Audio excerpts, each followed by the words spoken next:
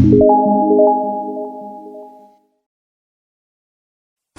mga kalab! Ako pa pala si Ulysses, ang bayot nga kiat pero dili igal. Ako rin si Francis, ang gwapo pero di uso. And we are the Family Love Team. At kung bago ka pa lang sa aming channel, Don't forget to subscribe! Ngayon mga kalab ay pupunta na naman kami doon sa aming bahay na pinapagawa dahil hindi kami nakapag-vlog kahapon dahil hindi nag-duty yung mga trabahante dahil malakas yung ulan at hangin. Ayan, so ngayon mga kalab ay dadalhin natin yung snack sa kanila doon and then syempre siguro mamayang hapon ay sasabihin namin sa kanila dahil iniimbitahan kami ni Madam Totsi sa kanilang bahay doon sa Davao City. Ayan, then syempre makakasama namin si Yunilin Espanyol and then si Care Dilihero. Ayan. So, yung kapatid ni Francis at kapatid ko, so isinama sila ni Madam Totsi at thankful kami. Ayan. Then syempre, mga 1 week lang naman kami doon sa Davao. So, ayan mga kalab, ngayon ay pupunta na tayo doon sa Bahay namin. So, let's go! So yun mga kalab, nandito na tayo mga kalab. So ito yung dala namin snack nila mga kalab. So ito yung ating ibibigay sa kanila para maka-snack sila mga kalab. So tara na. So yan, nakikita na natin yung nakikita ninyo din. Yung beam sa itaas mga kalab. At ang ginagawa naman nila ngayon ay nagmamasa sila ng simento mga kalab para sa beam doon sa itaas mga kalab. So tignan natin ngayon mga kalab. Ito yung ginagawa nila mga kalab. So, nagmamasa sila para doon mga kalab, may mga plywood na nasa itaas, ilalagay na po ang mga namamasa nila dyan. So ayan, ang ganap na po dito sa bahay namin kung ano na po yung natapos. Ayan, dahil tapos na po yung dito sa pader. Ayan, so ang natapos na naman nila ay ayan, yung mga beam. So, kaya sila gumagawa ng ganyan dahil para mas magmukha ang ganito mga kalab, para mas maging tumibay yung sa namin, sa bubong. Ayan, kaya may ganyan. Kakatapos lang nila magmasa. So ayan, ngayon ay nag-snack muna sila para mas more energy talaga. So, sa bandang dito daw mga kalab, tapos na daw nilagyan ng mga semento dyan. So, ang wala pa ay dyan na lang po. Diba? So, kunting tiis na lang at makikita na natin yung paglagay talaga ng bubong sa ating bahay.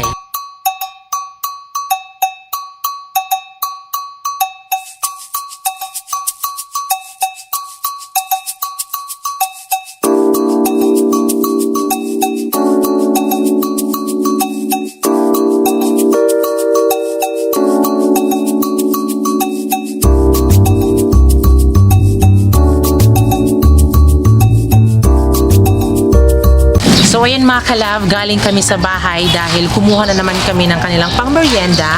Ayan, dun syempre ang naabutan namin ngayon ay mga kalab, ginagawa na po nila yung ating studio sa pag-vlog and then yung ating kwarto. Ayan, tingnan nyo po mga kalab. So tingnan nyo po mga kalab, yan po yung may hukay. So ganyan po yung sukat sa ating studio sa vlog and then yung sa kabila mga kalab ay yung ating kwarto. So sa bandang dito mga kalabis, siya, medyo maliit lang yung dito, yung kabilya kasi ito yung ating pinaka talaga, bintana kibalik. Kapag kunwari, dito yung family namin or nag-vlog kami, doon lang sila uupo. Tapos dito mga kalab, ito yung pintuan namin, papasok sa studio. Ayan. So ito yung pintuan. Din syempre ito din pintuan sa kwarto namin ni Francis. So dito na side mga kalab yung aming pintuan sa kwarto. And then syempre mga kalab, ginawa na din pala nila yung CR natin. Tingnan nyo. Ayan.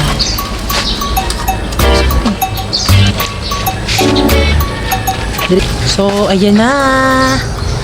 Ginawa na din yung ating CR.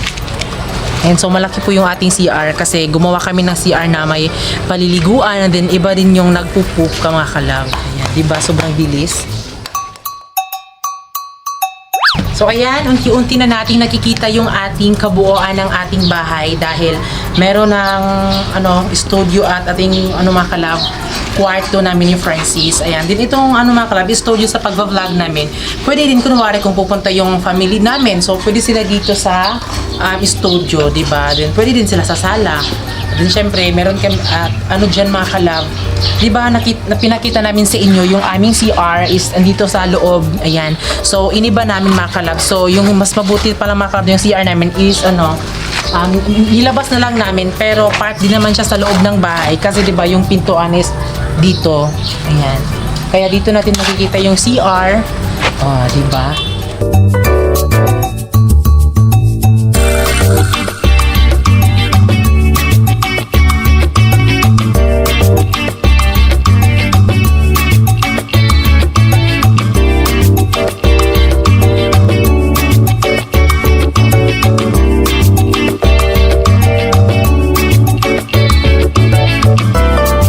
Ayan, sobrang dali lang talaga ng bahay, di ba?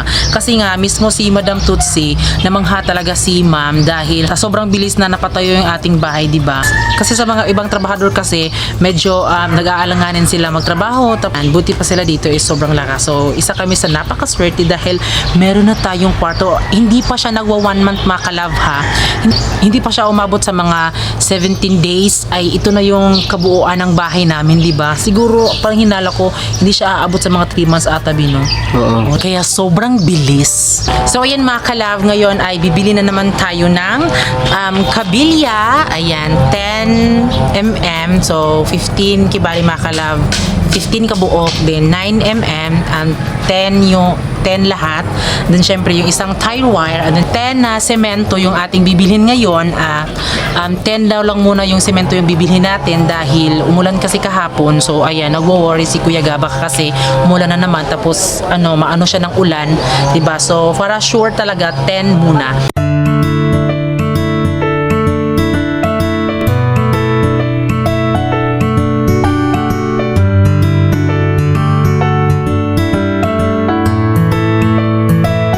Beats exclusive.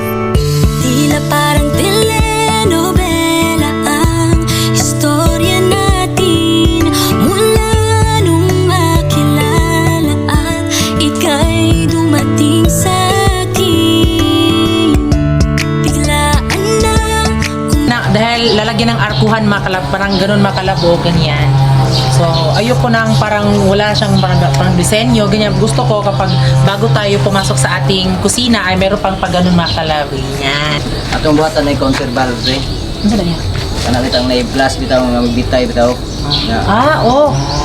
Yan yung muna kong nakita sa uban ko diyan nga na ko dito daw yung kung saan ka magluluto and then syempre para dito mga kalab gagawa si Kuya ng counter bar. So yun din yung naisip ko, yun din yung decision ko. So parehas kami ni Kuya Gabriel. So kunwari kapag may pinasak kang food, ayan, so dito mo lang siya kukunin o tapos dun mga kalab para hindi na masikip kapag dito ka pa dadaan. So mas maganda na dito na lang ilalagay, ipupunta doon. So may mga baso-baso sa taas. O ayan, para kapag naubusan tayo ng baso, pwede ba lang kunin sa itaas, So, tatapusin muna ni Kuya Gabriel sa bandang dito sa ating studio at sa ating kwarto at tatapusin din doon makalab. Oo, di ba? Perfect na. So, nakikita na talaga natin. Kung hindi nyo nakikita, kailangan nyo makita. So, ayan, dahil yung oras ngayon ay 4:45 na. So, yun kasi yung out nila. So, dito kasi sa amin, yung sana namin talaga, yung sahod talaga dito is lang siya, every week talaga. Pero dahil yung kapatid ni Kuya Gabriel, meron na kasing mga asawa, may pamilya na. So, mas minabuti namin na araw-arawin na lang po yung pagsweldo namin sa kanila, diba? Kasi may anak din naman sila. So, yung sahod na binigay namin sa kanila na pang araw-araw ay pwede pong ipagbili nila ng panggata sa bata. O, diba? So, ayan. So, yun yung decision namin ni Francis. Din syempre si Kuya Gabriel ay pang every week lang po niya kunin yung sahod niya. Kinukuha yung kanyang sahod. Baka naman siguro may pa-asawa dyan, ibigay natin kay Kuya Gabriel, naghahanap siya. Naghanap si Gabriel ng jowa niya. Ayan, Sobrang baka bait naman. yan. At siyempre marunong din Yes, sa mga gawaing bahay, Bino. gawain sa bahay mga kalab. Comment below kung sino may gusto kay Kuya Gabriel. Mabait yan. Yes. Comment na kayo. Lahat na. O diba, ikaw na lang talaga yung kulang. So ngayon mga kalabi, bibigay na natin yung kanilang sahod para din naman makabili na sila ng gatas. So yan mga kalaban, dito na kami sa Bandol at andito kami dahil dito kami magluluto ng spaghetting pababa at spaghetting pataas. Ayan din syempre, na ano na namin si ate, kung ano yung mga plano dito, ayan. So dahil tapos na kaming magpagkain doon sa aming lugar, doon sa housing, ngayon naman ay dito na naman tayo magpapakain sa mga bata. Wow. Ayan, dahil sobrang gusto ni ma'am yung mga bata dito sa amin, kaya may pa spaghetting pababa. Wow. Ayan. Then syempre meron tayong kasama din si Dave. Ayan. Baby, baby, baby. Tayo. Then syempre mga kalab, pupuntahan natin doon sila ma'am kapag nakapunta na sila dito mga kalab, no? Dahil meron silang mga bit-bit na mga Tupperware or iba pa. Ayan. So yun mga kalab, andito na po sila. And then syempre nakaluto na pala sila. So nagluto na lang talaga sila doon sa kanilang bahay doon sa Camellia Home. Ayan. Oh, ayan na naman sila mga kalab. Tila parang telenovela ang istorya natin mula nung So bibigyan natin si nanay. So, sundi ka. Nay, may hapon. May merienda nay Nay. ikaw palaging nasa isip, saya sa puso ay di maalis, ngiti sa labi mo na kay tamis na tumutulo sa tuwing ako. Happy So ayan, dahil tapos na mag-pray. So ngayon Dali lang. uwian na ang mga bata. Chun, dito ko. Ito may... Ito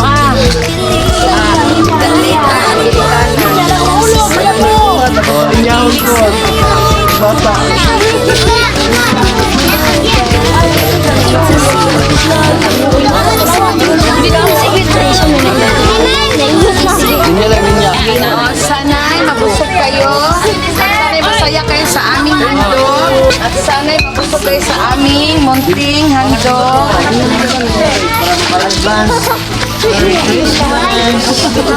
Ayan, masaya. Bilang aking puso dahil kahit pa paano may mga bata na busog. Ang daming tanong sa isip kung bakit ikaw ang napili, basta alam ko. So ayan mga kalab, ayan na po yung mga bata, kumakain na po sila ng spaghetti, di ba? Oh, napakasarap sa feeling mga kalab, pagbigay tayo ng kahit na maliit man sa iba, so napakalaki na talaga. So tignan yung mga ngiti ng mga bata. Di ba? Yan ang palaging tandaan na totoo lahat ng to at hindi to panaginip. Tunay ang pag-ibig ang tibok at siyang pinti ng puso ko. Abay mali ko, sa'yo lang ako kinikilig. Kahit ano pa kanilang sasabihin, pag-ibig sa'yo'y di ko to ililihim. Pagkat mahal kita, kahit na sino pang umaring sa ating dalawa, ikaw pa rin. Walang sinumang makakahadlang sa ating pagmamahalan. Minsan may bangayan, pero dapat ay love na. Pinapangako kong ikaw ano ba kanilang sasabihin, pag-ibig sa'yo'y di ko to ililihim. Pagkat mahal kita, kahit na sino pang umaring sa ating dalawa, ikaw pa rin. Walang sinumang makakahadlang sa Haman si Madam Tutsi, haman siya. So, one more.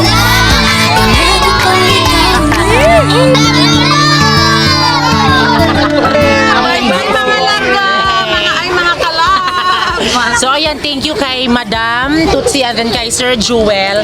Ayan, dahil first time jud mo nga kamoy nakabotog ng ani mo. Oh, Diri sa Magallanes. kisa gani mga kalabs din ha. Alam nyo na, anak ko talaga yung buhay nila dito sa fish Oh, pond. alam po ni Alam mo mga kalabs, yung pag nandito kayo, ma-appreciate niyo yung buhay natin na nasa city kasi ang babaw lang talaga ng kaligayahan nila. Lalo na yung mga bata, mga kalabs, ano pa lang sila yung mga maliliit pa pero marunong na maghanap buhay, 9 years old to 13 years old, parang may pamilya na, parang may anak na binubuhay sila kung mag-isip. Basta ma-appreciate yung stress sa city. Pag napunta ka dito na kumbaga yung ano ka na sa city, yung baga sobrang blessed mo na pero hindi mo pa naisip na blessed ka. Punta ka dito sa lugar nila, sobrang maisip mo na sobrang blessed mo talaga dahil hindi basta-basta ang buhay nila. Kaya hanga ako kay Francis at saka kay Ulysses kasi ako nasaksihan ko yung pamumuhay nila sa fish pond. Hindi pala basta-basta mga kalabs. Kaya nasaksihan ko talaga yung pagmamahalan nila. Sana Ayan, halata talaga ma'am kasi pabalik-balik kasi sila ma'am dito. Kasi kung hindi pa nila gustuhan, pumunta na talaga sila sa Davao eh.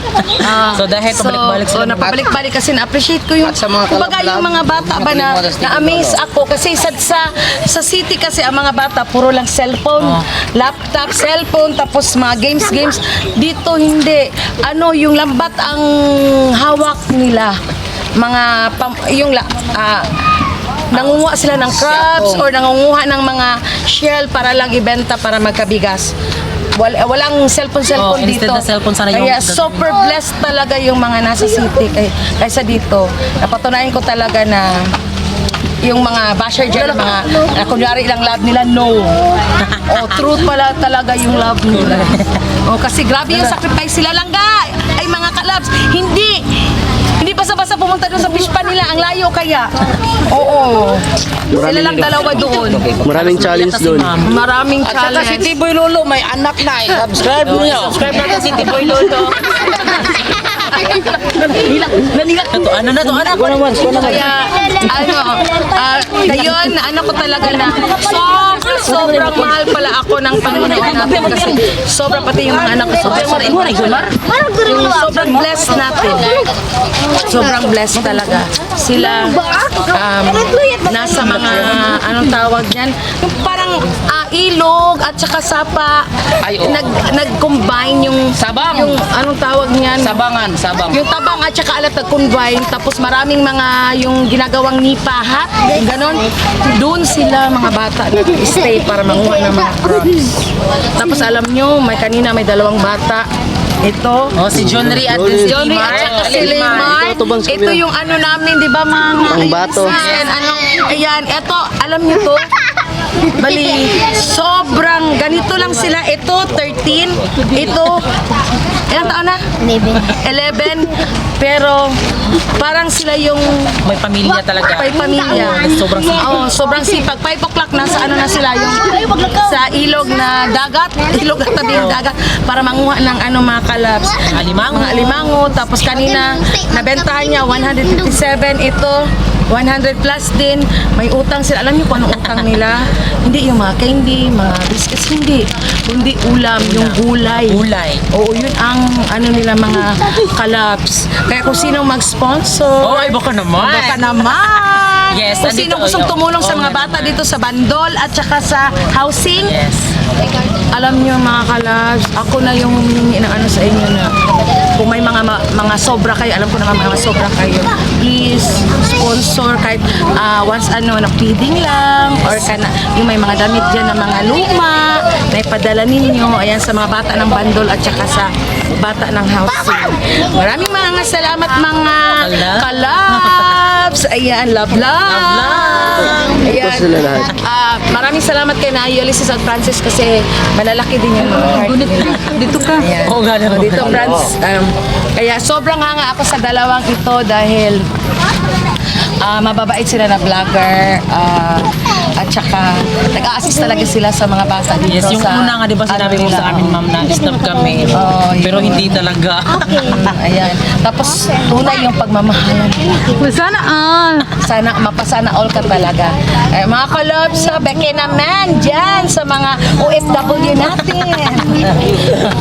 Baka may pabigas, padamit, at kung ano pa. Tulungan natin, supportahan natin ang Pranoli vlog at saka Pranoli, nila yung Mga kids namin, mga anak namin, ang dadami na talaga nila.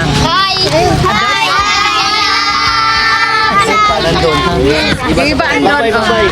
Bye-bye, mga Bye-bye mga kalabs!